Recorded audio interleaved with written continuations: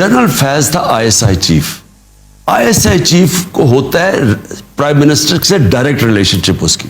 मैं तो और किसी फौजी को जानता ही नहीं था, मैं तो किसी और जनरल को नहीं जानता था, मेरी तो उनसे इंटरेक्शन किसी से नहीं है।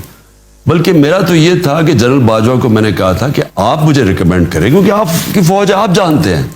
ये जो खौफ था मुखालफिन को कि जनाब मैं कोई सिफारिश करके कोई लाऊंगा, क्योंकि मुझे कोई डर है कि जी अगर आर्मी चीफ मेरा ना हुआ तो पता नहीं मुल्क की चले।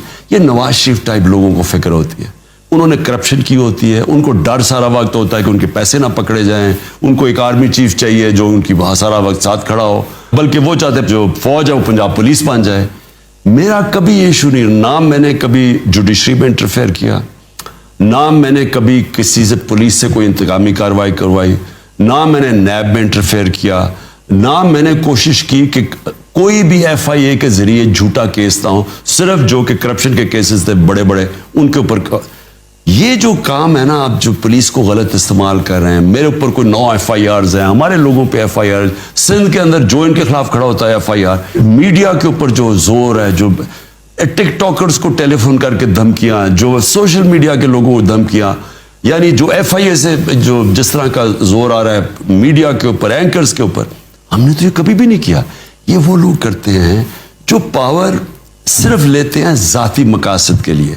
हम चाहते हैं कि मुल्क के इदारे तकड़े हों, तो ये मेरे कभी ज़हन में भी नहीं आया आर्मी चीफ। आईएसआई चीफ की तब्दीली ने पांसा पलट दिया ताल्लुकात में। नहीं, एक्चुअली मुझे कभी समझ नहीं आई कि ये इश्यूज बने क्या। ये मैं बाद में सुनता हूँ कि जी आप कह देते जी ठीक है जिसको मर्जी ले, नो प्रॉब्लम। मैंने हमेशा ये कहा, मैंने तो कभी भी ये नहीं कहा कि नहीं जी, मैंने सिर्फ ये कहा कि जो सर्दियां हैं, मैं तो पब्लिकली कह बैठा था कि सर्दियां हमारे साथ सबसे मुश्किल है। एक ही साजिश कर रहे थे, ये हमें पता चल गया था, ये सारे जो करप्ट लोग हैं टोला, ये साजिश कर रहे थे, यही एनआरओ का चक्कर था सारा।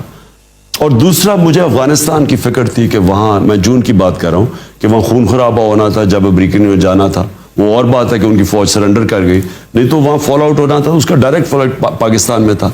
तो मेरा दूसरा था। और अभी भी जो दहशत गर्दी हुई है, हमारे बड़े फौजियों ने कुर्बानी दी है ये पिछले 6 महीने में, तो मेरा वो इशू था। मैं सिर्फ उसको चाह रहा था कि सर्दियों में वो जनरल फैज रहे।